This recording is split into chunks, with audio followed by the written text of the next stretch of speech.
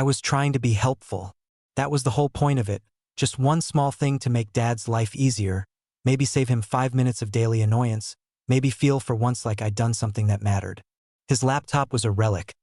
The fan buzzed like a trapped wasp.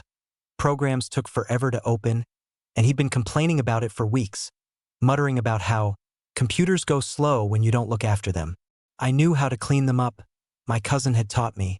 And it was a Saturday afternoon with light coming in slanted through the blinds and Dad in the kitchen humming to some old song while tea steamed. It felt perfectly ordinary. Banal in that safe way families allow each other to be boring when nothing's funneling into danger. I sat on the edge of his armchair, the laptop on my knees, and told myself I was just a kid doing a favor. I was, in fact, a teenager trying to earn goodwill. I started with the usual. Disk cleanups, killing background processes, uninstalling software he didn't need. I opened folders by habit, moving with the practiced attention of someone who's done this 100 times for friends and strangers. Then I saw the folder. It was named with something so exact it felt like a shout.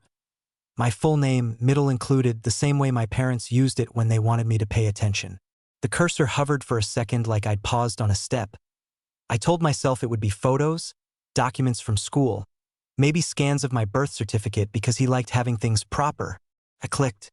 The first file was a scanned PDF with an email thread. The header showed dates stretching back years. The subject line had words like agreement and consideration. I skimmed, half expecting the mundane, arranging a birthday or sorting out a bill. Then the words rearranged everything.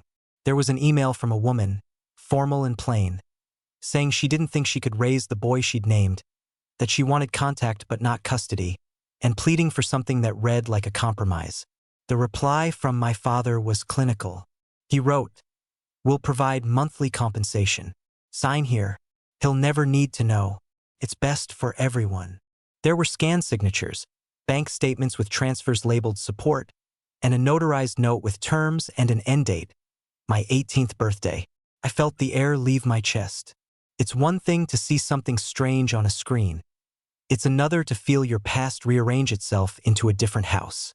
Memory is a cheap narrator until proof shows up and makes it expensive. I'd always had an odd, dull ache inside, like a picture that never quite filled the frame. I told myself it was teenage restlessness. My friends had told me to text girls, play more football, join clubs. But the things the folder showed were precise and boring and criminal in their mundanity. This wasn't a dramatic secret with tears and raised voices. This was legal documentation of an arrangement. I read through emails where my father referred to me as the matter, where he asked, "Are we still agreed that she will limit contact to supervised visits?" And where the woman, in more than one note, said she had been coerced by circumstances and money into signing away faces and kisses and years. The file names were clinical, payment schedule, release of parental claims, non-disclosure clause.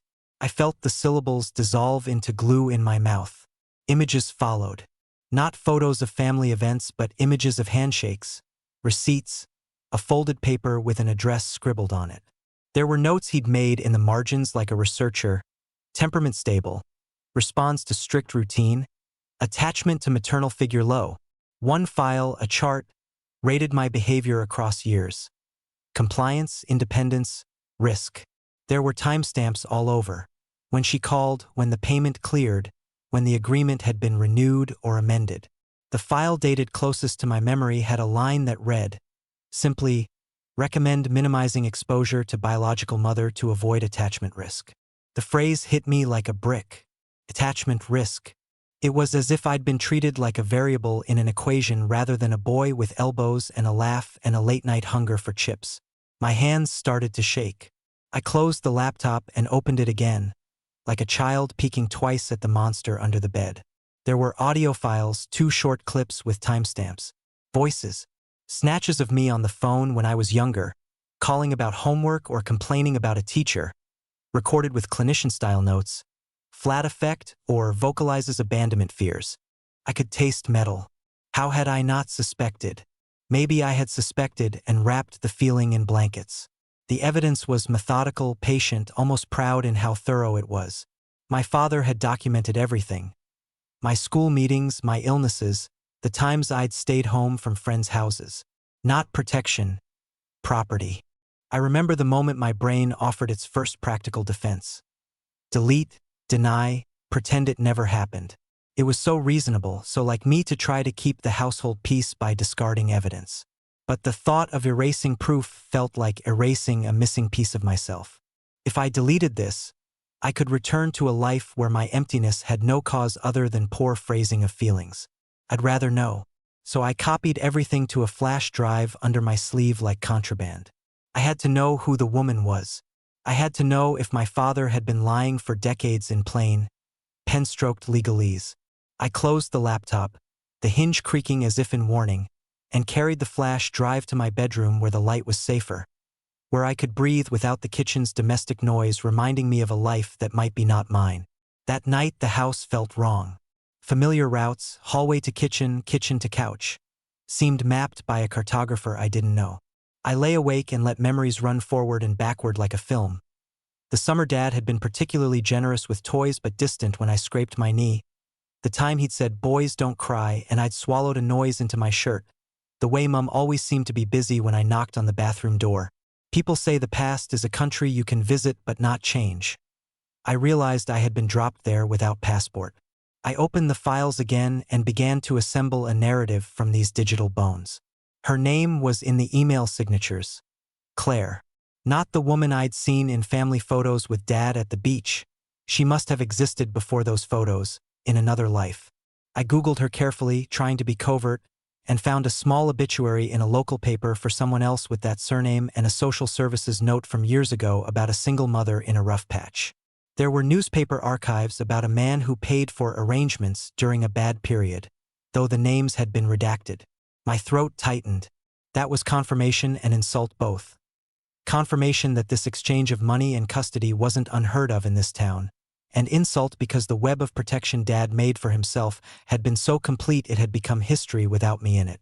I needed to confront him.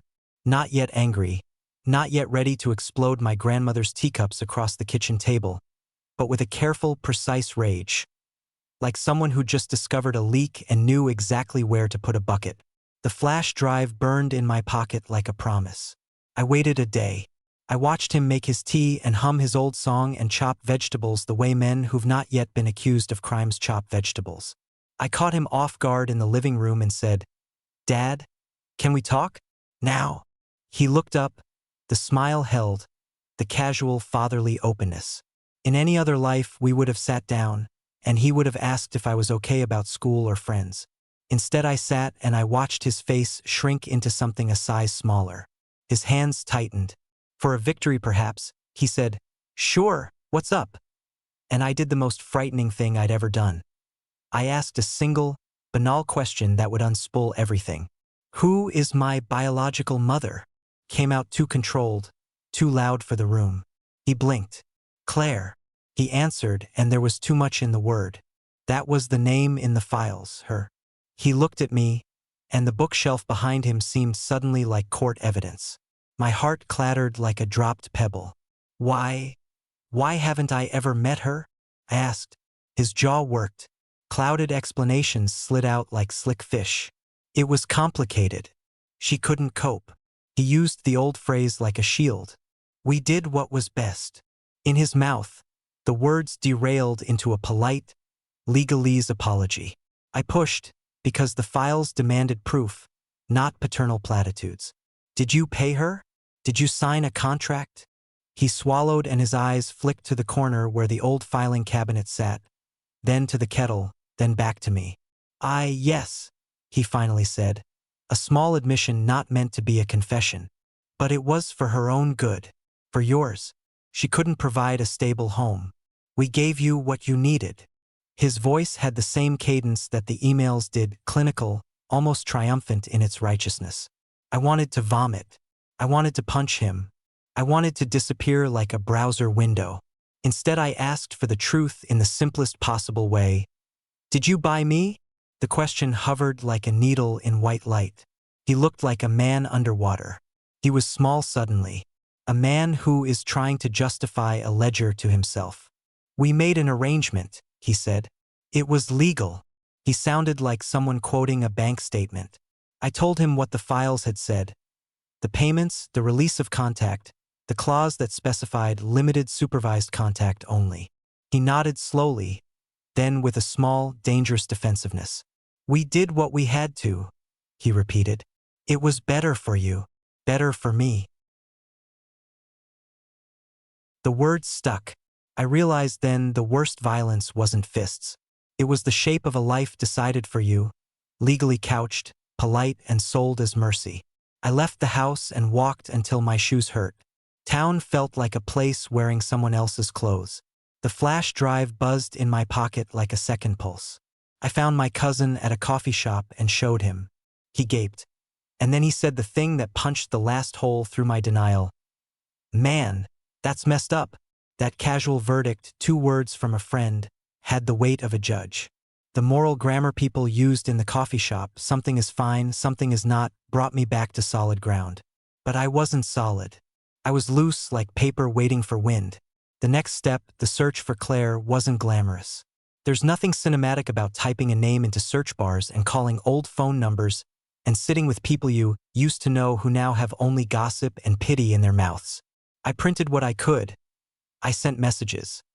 I drove around the neighborhoods where the emails said she'd lived. People remembered her. Not the legal terms, not the contracts. They remembered a young woman with tired hands, someone who had worked late shifts and smiled small at kids. An elderly woman along the high street remembered bringing her soup when winters came hard. She loved him, the woman said simply. She wanted him, but she didn't have a home to give. That phrase, "she wanted him," stung differently than the PDFs. The files could be dispassionate. Human memory made her whole. When we finally met, it was in a community center that smelled faintly of bleach and warm bread. She was smaller than I expected and older, as if the years had carefully carved new shapes into her face. Her eyes went straight to mine and filled with a water that made my throat burn. The thing I had been rehearsing for months. Anger, accusation, legal vindication, shrunk in the face of a woman who had lived with the decision like an ember in her pocket.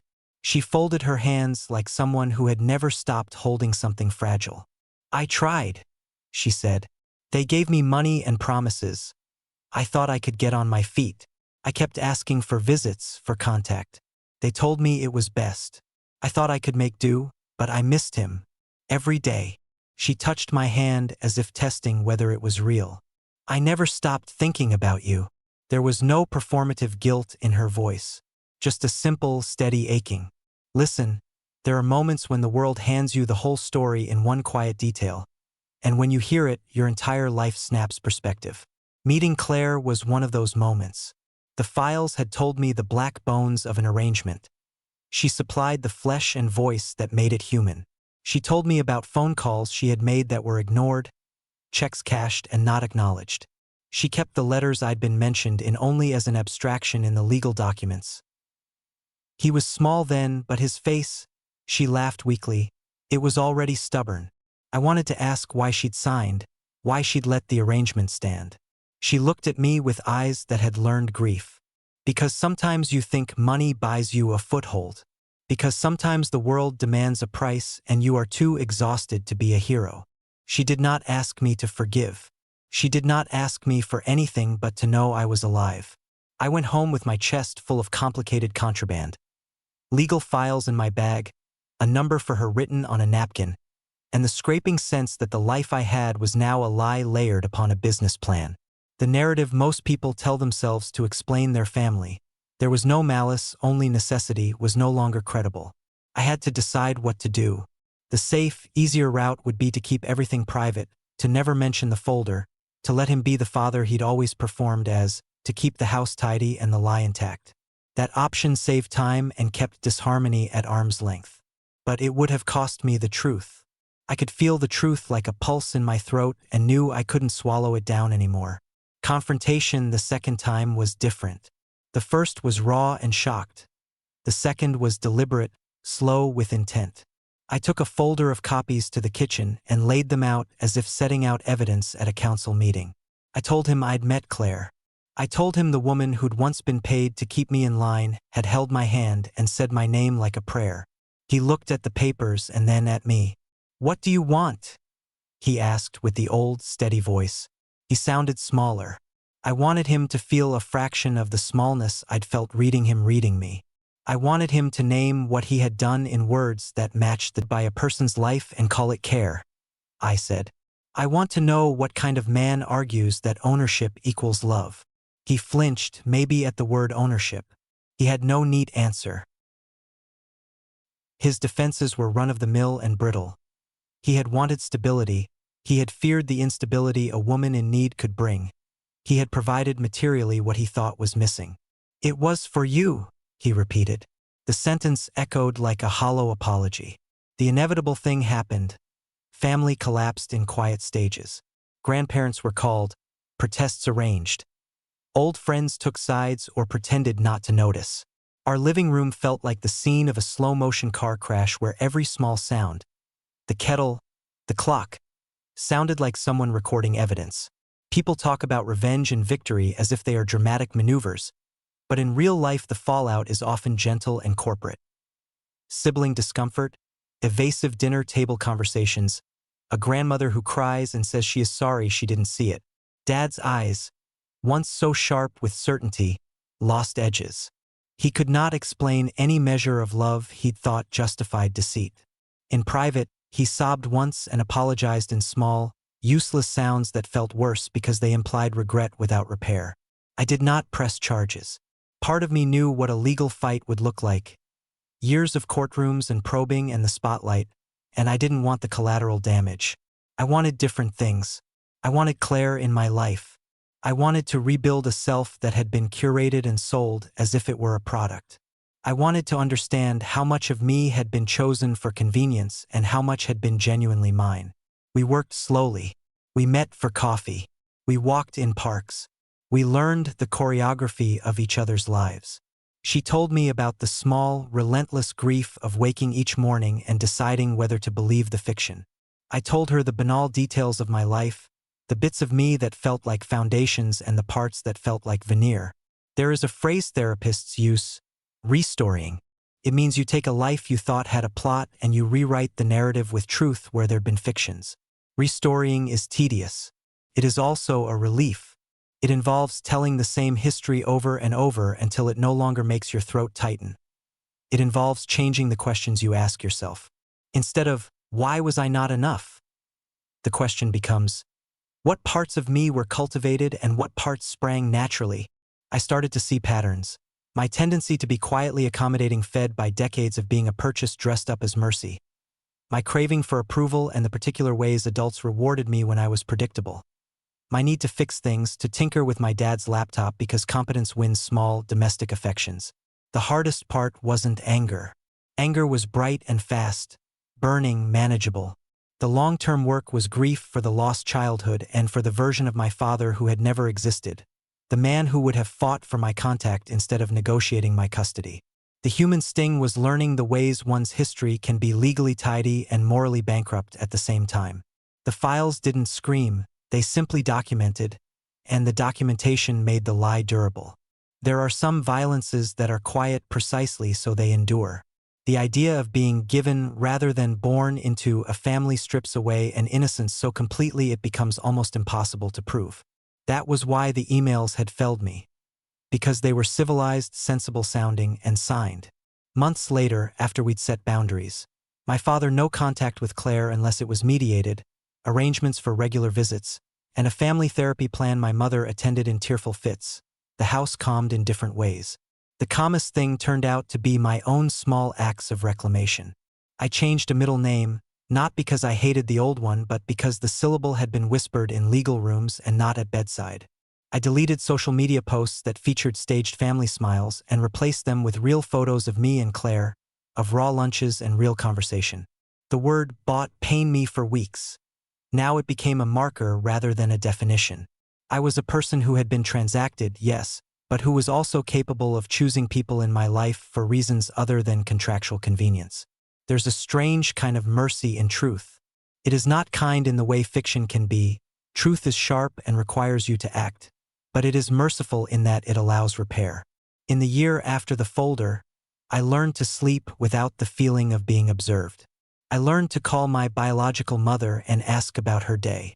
I learned to answer my father only if I needed to, and when we did speak it was with firm boundaries rather than naive trust. The files never stopped being a wound, but they stopped being a secret that defined my shape. They were evidence, not identity.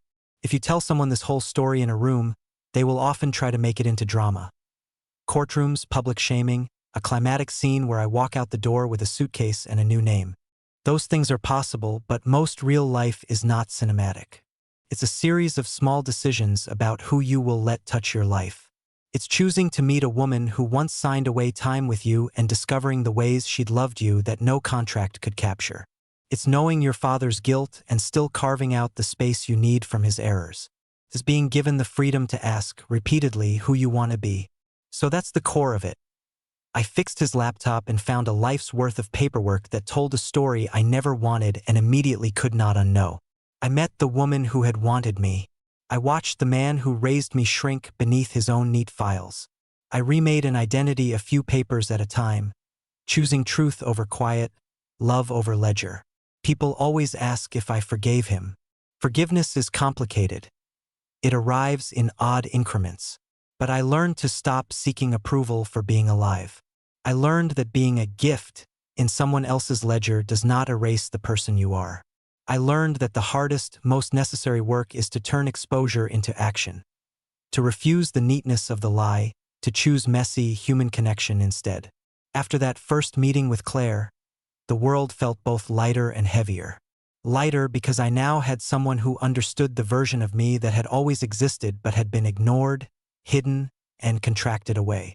Heavier because every step I took reminded me that my life had been negotiated, not nurtured, and the truth of that lingered in every room of my home. I couldn't look at my father the same way. The casual authority he wielded for years had been bought, and I could see the outlines of it in the way he moved through the house, like a man who'd never owned his own conscience. I kept the flash drive with me, hidden under my bed, the folder open on my laptop late at night. I read every single email, every scanned signature, every small note where he documented my behavior as if I were a project rather than a child. Some nights I laughed bitterly. Some nights I couldn't stop shaking. I realized that all the ordinary teenage resentments I had, over chores, curfews, parental nagging, were almost irrelevant compared to the existential betrayal I had just uncovered. This wasn't about adolescence. This was about having your entire life pre-written by someone else, with money as the ink. The next confrontation was inevitable. I asked my father to sit with me again. The house was quiet this time. The hum of the refrigerator was the only witness. "I met her," I said simply. He looked at me, his eyes narrowing slightly, as if trying to calculate whether I was bluffing. "Met who?" he asked, already knowing. "Claire," I said. The name hit him. He stiffened. His hands, once so casual on the table, were now pressed together like a man counting coins. "She wanted me," I continued, my voice steady. "But you paid her off. You treated me like an investment. Did you ever think about what that meant for me?" I could see his mind scrambling for excuses, for legalese, for justifications that could dress the contract in morality. But there were none. There was only the quiet truth, the folder on my laptop, the emails, the scanned signatures. He finally spoke, and it wasn't defensive this time. His voice cracked in the way only truth can make it crack. I thought I was doing the right thing. I wanted to give you a stable life, to protect you from a world I thought would hurt you." The words were familiar. They were the same words people used to excuse impossible choices, but they carried no warmth. Stability was not love. Protection was not connection. He had given me a life, yes, but it was curated, transactional, hollow. I sat back and let it sink in. Years of birthday presents, school achievements, and family dinners. They were all meaningful in the physical sense, but emotional love had been measured in spreadsheets and bank statements. I realized then that my anger was not enough. I needed something deeper. I needed to reclaim my identity, my narrative. I needed to know who I was without the ledger of my father. The following weeks were a blur of planning, searching, and careful communication. I found ways to contact Claire discreetly, using the information buried in the emails. We exchanged messages cautiously at first, like two strangers testing the water, before moving to phone calls. Hearing her voice was a revelation. She spoke with warmth, with longing, with the kind of grief that comes from years of enforced absence. She told me about the times she had tried to contact me legally, about the days she had cried herself to sleep wondering if I even knew she existed. I listened, feeling both sorrow and relief, realizing that a part of my life had been hidden in plain sight all along. Finally, the day came when we could meet again, this time without the coffee shop or the community center as intermediaries. We met at a small park, with trees lining the paths and sunlight glinting off the benches. When I saw her, it was like seeing a reflection of the person I could have known all my life. She ran to me without hesitation, holding me tightly, and for the first time in my life, I felt the pure, uncalculated warmth of maternal love. Tears came freely, and there was no awkwardness, no script, just the unfiltered connection that my father had meticulously tried to prevent. In the months that followed, my relationship with Claire deepened. We spent weekends talking about my childhood, sharing memories that had been lost to legal documents and secret payments. She told me stories of the life we might have had, of the birthdays we could have celebrated together, and of the love she had always intended to give. Each story, each detail, was a thread weaving me back into a life that had been denied. Meanwhile, my father tried to participate in a limited capacity, but the dynamic had shifted irrevocably. I set boundaries. He could not interfere with my time with Claire, could not attempt to rewrite history, could not present himself as my sole parental figure. He accepted it with a quiet resignation, understanding, perhaps too late, that love cannot be bought or mandated. The house felt different now, not because it had changed physically, but because the truth had finally been acknowledged. Therapy became a part of our lives.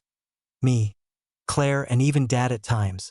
We worked through years of deception, betrayal, and emotional deprivation. I learned to separate anger from action, to distinguish the father who had raised me from the man who had orchestrated my childhood like a contract. I learned that forgiveness was not about excusing behavior but about reclaiming personal peace. One evening, as I sat on the porch with Claire watching the sun set, I realized how much I had grown.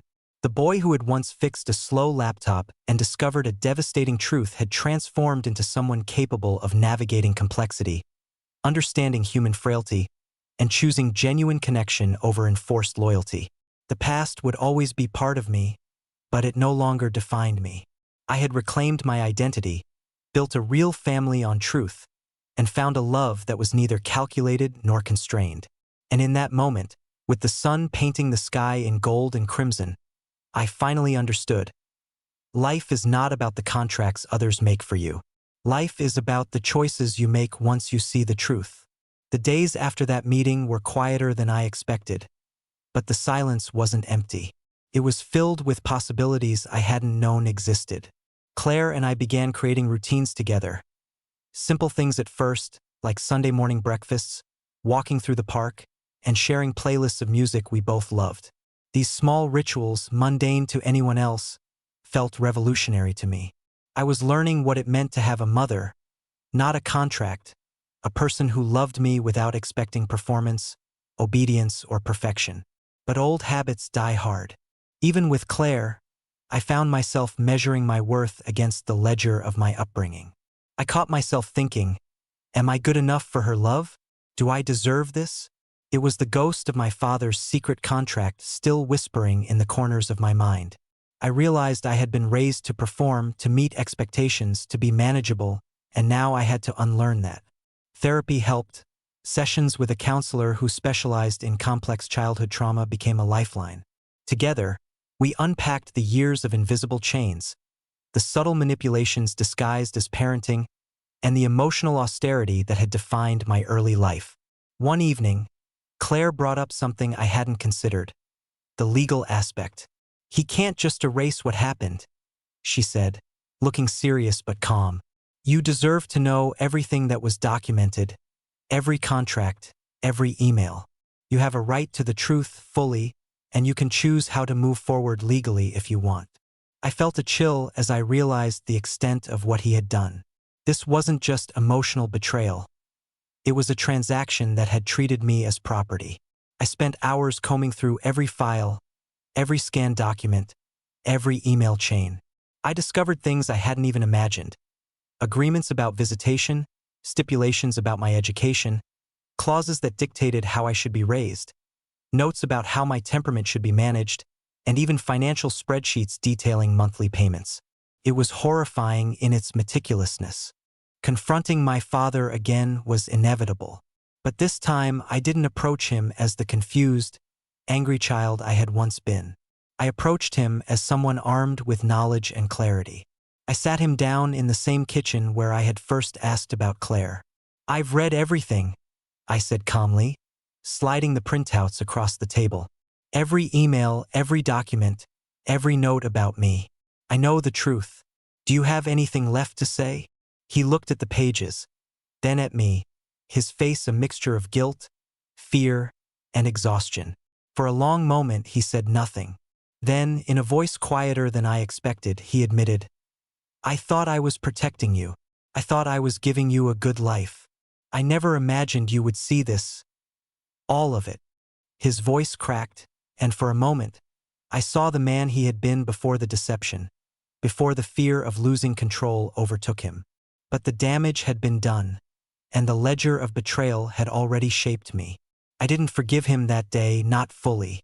Forgiveness wasn't the goal. Understanding, reclaiming my narrative, and establishing boundaries were. I told him what was non-negotiable. Claire was now my family, and she was central to my life. Any contact he had with me had to respect that, or it would be limited. I realized that reclaiming my life meant creating rules that protected my emotional space, my identity, and my newfound relationship with my biological mother. Claire and I began working on deeper things, exploring the parts of me that had never been nurtured. My creativity, my curiosity, and my emotional depth. I learned to play piano in ways I never had as a child, to paint without fear of judgment, to speak my mind without anxiety over approval. She encouraged me to meet other people who had experienced adoption, foster care, or transactional parenting. Hearing their stories was both comforting and terrifying, a reminder that my experience, while extreme, was not unique. I also spent time reflecting on my father's motives, not to excuse him, but to understand them. He was a man who had believed that providing material stability was equivalent to love, who had feared losing me, and who had been trapped in the idea that secrecy could protect me. The thought made me shiver. I had been living in a life curated by fear, not warmth. And yet, even in that, there were moments of care. Meals made, school drop-offs, birthdays celebrated. They were real, even if conditional. Reconciling that reality with the betrayal was painful, but necessary. Months turned into a year, and my life transformed in ways I hadn't imagined possible. I was thriving academically, socially, and emotionally. With Claire, I explored the parts of my personality that had been suppressed. I laughed more freely, expressed opinions without fear, and made mistakes that no one kept records of. For the first time, mistakes didn't feel like contractual failures. They were just part of learning, part of living. The final piece came unexpectedly. I received a letter in the mail, handwritten, from my biological mother's side of the family, distant relatives I had never met. They expressed joy at seeing me reconnect with Claire, offered support, and reminded me that bloodlines were only one part of identity, but truth and care were everything. I felt a profound sense of closure, knowing that even if my father had tried to manipulate reality, the world outside still recognized my right to belonging and love. Looking back, I realized the slow lessons embedded in my life. That love cannot be purchased, that identity cannot be assigned, and that even in the deepest betrayal, there is a path toward reclamation. The laptop, the emails, the hidden contracts, all of it had been horrifying. But it also had given me the key to freedom, to a life that was authentically mine. The boy who once tinkered with a slow computer, expecting nothing more than to speed it up, had uncovered a life-altering truth. He had faced deception, betrayal, and emotional manipulation, yet emerged stronger, wiser, and more capable of choosing his family, his love, and his identity. And as I looked at the sunset with Claire, listening to the wind rustle through the trees, I realized something fundamental. The past shapes us, but it does not define us. What defines us is what we do with the truth once we hold it. I am no longer a purchased child. I am no longer defined by contracts and emails. I am a person with agency, with a family built on honesty, with a future I get to shape for myself. And for the first time, the boy who found the folder on his father's laptop feels whole.